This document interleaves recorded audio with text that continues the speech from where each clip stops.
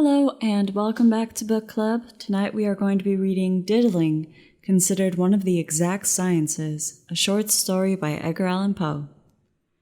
Since the world began, there have been two Jeremies. One wrote a Jeremiad about usury and was called Jeremy Bentham. He has been much admired by Mr. John Neal and was a great man in a small way. The other gave name to a most important of the exact sciences and was a great man in a great way. I may say, indeed, in the very greatest of ways. Diddling, or the abstract idea conveyed by the verb to diddle, is sufficiently well understood. Yet the fact, the deed, the thing, diddling, is somewhat difficult to define. We may get, however, at a tolerably distinct conception of the matter in hand by defining not the thing, diddling, in itself, but man, as an animal that diddles. Had Plato but hit upon this, he would have been spared the affront of the picked chicken. Very pertinently, it was demanded of Plato why a picked chicken, which was clearly a biped without feathers, was not, according to his own definition, a man. But I am not to be bothered by any similar query. Man is an animal that diddles, and there is no animal that diddles but man. It will take an entire hen coop of picked chickens to get over that. What constitutes the essence, the nerve, the principle of diddling is, in fact, peculiar to the class of creatures that wear coats and pantaloons. A crow thieves, a fox cheats, a weasel outwits, a man diddles. To diddles is his destiny. Man was made to mourn, says the poet, but not so. He was made to diddle. This is his aim, his object, his end. And for this reason, when a man's diddled, we say he's done. Diddling, rightly considered, is a compound of which the ingredients are minuteness, interest, perseverance, ingenuity, audacity, nonchalance, originality, impertinence, and grin. Minuteness. Your diddler is minute. His operations are upon a small scale. His business is retail for cash or an approved paper at sight. Should he ever be tempted into magnificent speculation, he then at once loses his distinctive features and becomes what we term a financier. This latter word conveys the diddling idea in every respect except that of magnitude. A diddler may thus be regarded as a banker in petto, a financial operation, as a diddle in Brobdingnag. The one is to the other as Homer to Flaccus, as a Macedon to a mouse, as the tail of a comet to that of a pig. Interest. Your diddler is guided by self-interest. He scorns to diddle for the mere sake of the diddle. He has an object in view, his pocket and yours. He regards always the main chance. He looks to number one. You are number two and must look to yourself. Perseverance. Your diddler perseveres. He is not readily discouraged. Should even the banks break, he cares nothing about it. He steadily pursues his end, and so he lets go of his game. Ingenuity. Your diddler is ingenious. He is constructiveness large. He understands plot. He invents and circumvents. Were he not Alexander, he would be Diogenes. Were he not a diddler, he would be a maker of patent rat traps, or an angler for trout. Audacity. Your diddler is audacious. He is a bold man. He carries the war into Africa. He conquers all by assault. He would not fear the daggers of Fray Heron. With a little more prudence, Dick Turpin would have made a good diddler. And with a trifle less blarney, Daniel O'Connell, with a pound or two more of brains, Charles XII. Nonchalance. Your diddler is nonchalant. He is not at all nervous. He never had any nerves. He is never seduced into a flurry. He is never put out, unless put out of doors. He is cool as a cucumber. He is calm as a smile from Lady Berry. He is easy as an old glove, or the damsels of the ancient Baiae. Originality. Your diddler is original, conscientiously so. His thoughts are his own. He would scorn to employ those of another. A stale trick is his aversion. He would return a purse, I am sure, upon discovering that he had obtained it by an unoriginal diddle. Impertinence. Your diddler is impertinent. He swaggers. He sets his arms akimbo. He thrusts his hands in his trousers pockets. He sneers in your face. He treads upon your corns. He eats your dinner. He drinks your wine. He borrows your money. He pulls your nose. He kicks your poodle. And he kisses your wife.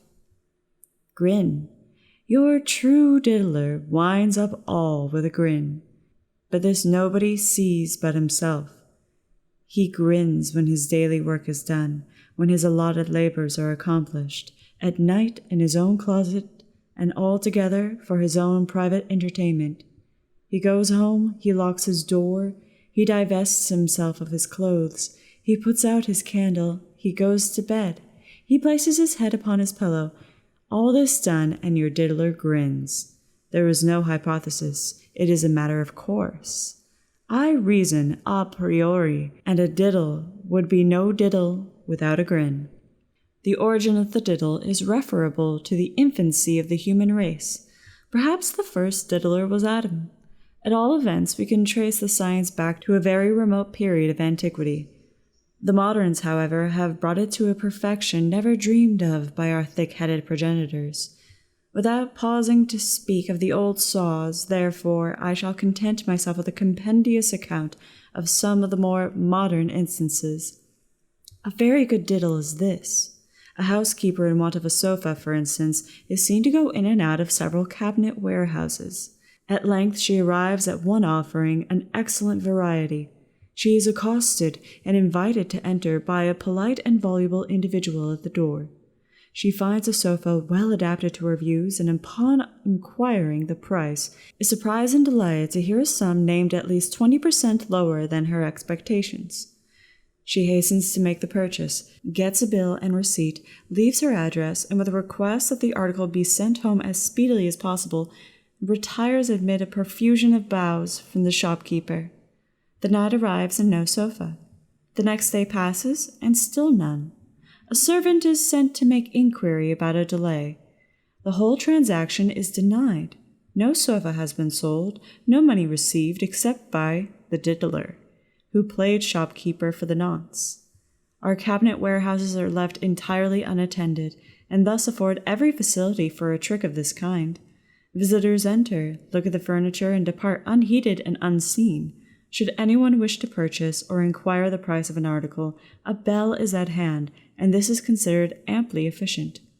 Again, quite a respectable diddle is this. A well-dressed individual enters a shop, makes a purchase to the value of the dollar, finds, much to his vexation, that he has left his pocketbook in another coat pocket, and so says to the shopkeeper, "My dear sir, never mind, just oblige me, will you, by sending the bundle home? But stay, I really believe that I have nothing less than a $5 bill, even there. However, you can send $4 and change with the bundle, you know."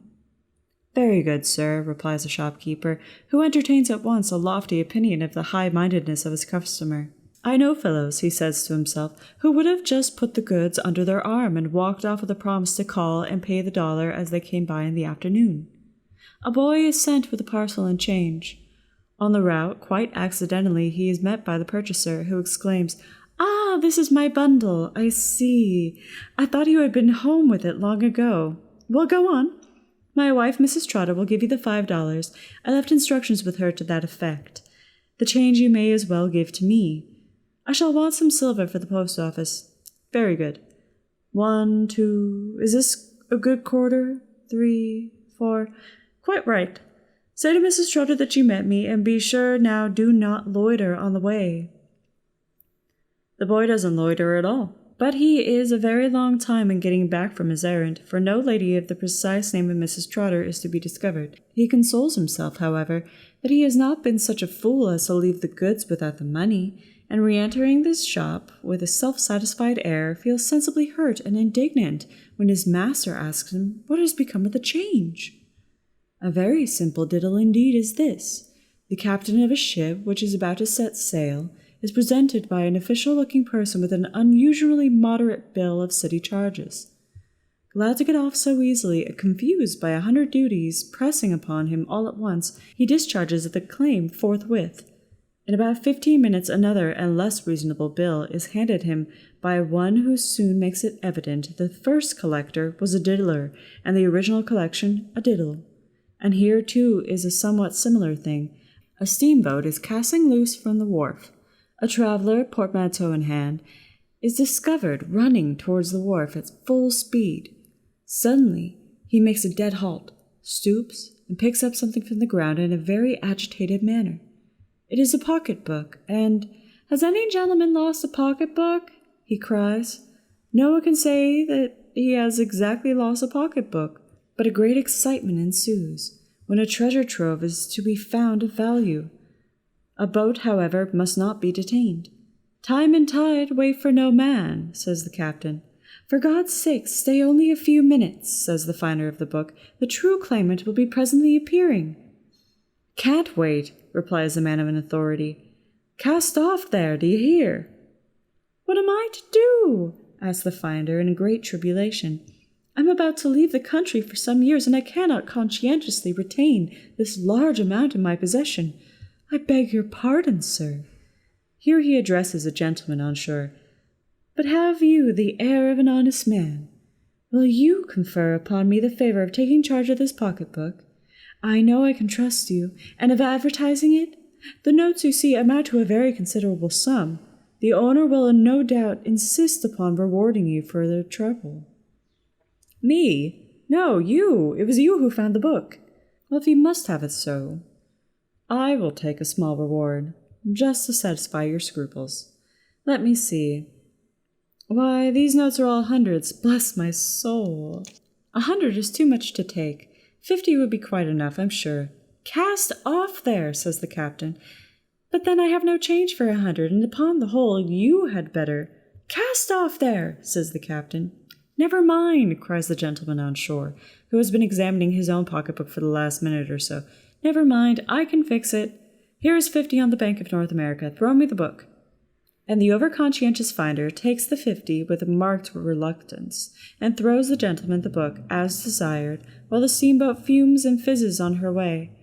And about half an hour after her departure, the large amount is seen to be a counterfeit presentment, and the whole thing a capital diddle. A bold diddle is this: a camp meeting, or something similar, is to be held at a certain spot, which is accessible only by means of a free bridge. A diddler stations himself upon the bridge, respectfully informs all passers-by of a new county law which establishes a toll of 1 cent for foot passengers, 2 for horses and donkeys, and so forth and so forth. Some grumble, but all submit, and the diddler goes home a wealthier man by some $50 or $60 well earned. This taking a toll from a great crowd of people has an excessively troublesome thing. A neat diddle is this: a friend holds one of the diddler's promises to pay, filled up and signed in due form, upon the ordinary blanks, printed in red ink. The diddler purchases 1 or 2 dozen of these blanks, and every day dips one of them in his soup, makes his dog jump for it, and finally gives it to him as a bonne bouche. The note arriving at maturity, the diddler, with the diddler's dog, calls upon the friend, and the promise to pay is made a topic of discussion. The friend produces it from his escritoire, and is in the act of reaching it to the diddler, when it jumps up, the diddler's dog, and devours it forthwith. The diddler is not only surprised, but vexed and incensed at the absurd behavior of his dog, and expresses his entire readiness to cancel the obligation at any moment when the evidence of the obligation shall be forthcoming. A very minute diddle is this: a lady is insulted in the street by a diddler's accomplice.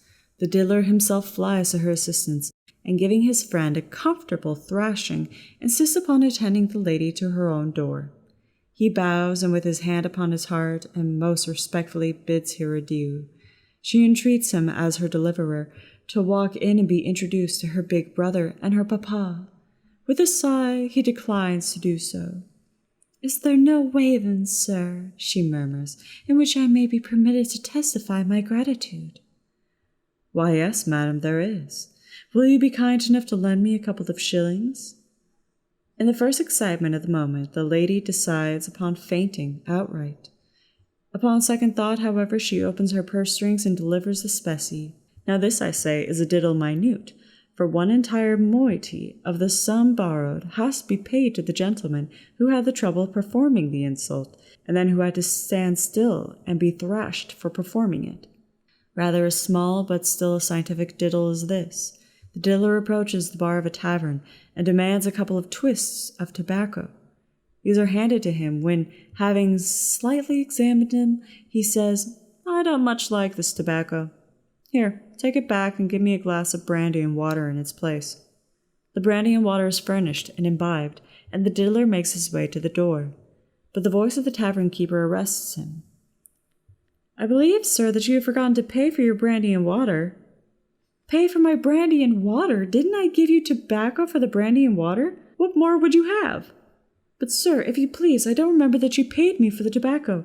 "What do you mean by that, you scoundrel? Didn't I give you back your tobacco? Isn't that your tobacco lying there? Do you expect me to pay for what I did not take?" But, sir," says the publican, now rather at a loss for what to say. "But, sir—" "But me no but, sir," interrupts the diddler, apparently in a very high dudgeon, and slamming the door after him as he makes his escape. "But me no but, sir, and have none of your tricks upon travellers." Here again is a very clever diddle, of which the simplicity is not at least recommendation. A purse or pocketbook being really lost, the loser inserts of one of the daily papers of a large city a fully descriptive advertisement, whereupon our diddler copies the facts of this advertisement with a change of heading of general phraseology and the address.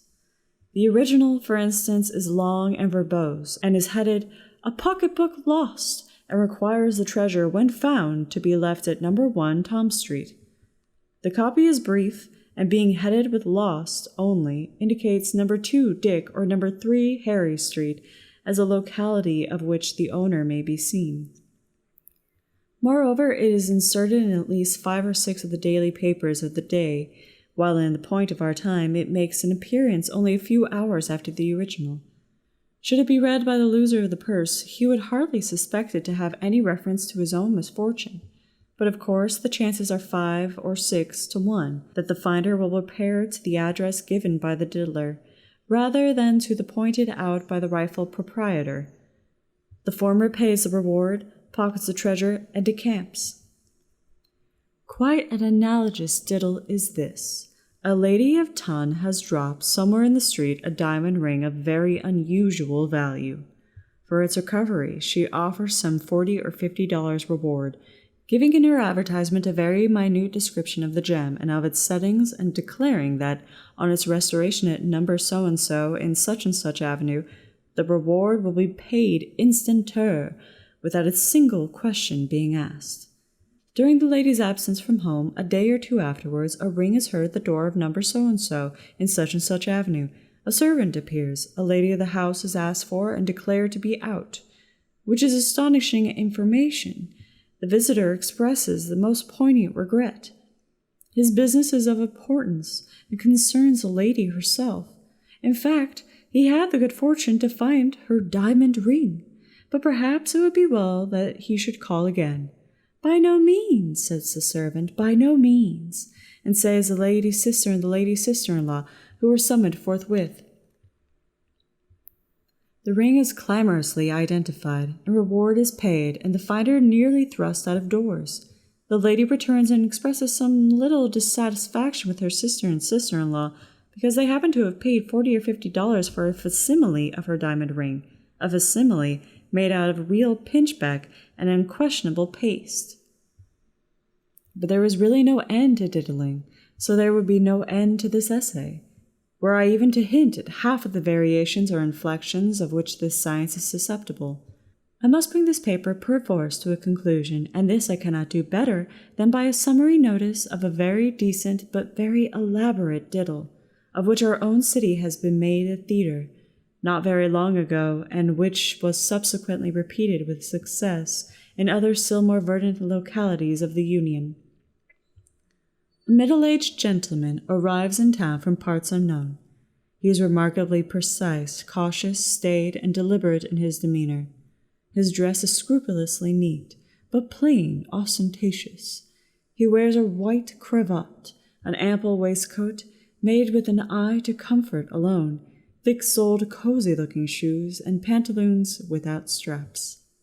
He has the whole air, in fact, of your well-to-do, sober-sided, exact, and respectable man of business par excellence. One of the stern and outwardly hard, internally soft, sort of people that we see in the crack-high comedies, fellows whose words are so many bonds, and who are noted for giving away guineas in charity with one hand, while in the way of mere bargain they extract the uttermost fraction of a farthing with the other.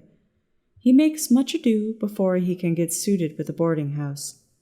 He dislikes children. He has been accustomed to quiet. His habits are methodical, and then he would prefer getting into a private and respectable small family, piously inclined. Terms, however, are no object, only he must insist upon settling his bill in the first of every month, it is now the second, and begs his landlady, which he finally obtains one to his mind, not on any account to forget his instructions upon this point, but to send in a bill and receipt precisely at 10 o'clock on the first day of every month, and under no circumstances to put it off to the second. These arrangements made our man of business rents an office in a reputable, rather fashionable quarter of the town. There is nothing he despises more than pretense. Where there is much show, he says, there is seldom anything very solid behind, an observation which so profoundly impresses his landlady's fancy that she makes a pencil memorandum of it forthwith in her great family Bible on the broad margin of the Proverbs of Solomon. The next step is to advertise after some such fashion as this in the principal business 6 pennies of the city. The pennies are eschewed not as respectable, and as demanding payment for all advertisements in advance. Our man of business holds it as a point of faith that work should never be paid for until done. Wanted. The advertisers being about to commence extensive business operations in this city will require the services of 3 or 4 intelligent and competent clerks to whom a liberal salary will be paid. The very best recommendations, not so much for capacity as for integrity, will be expected.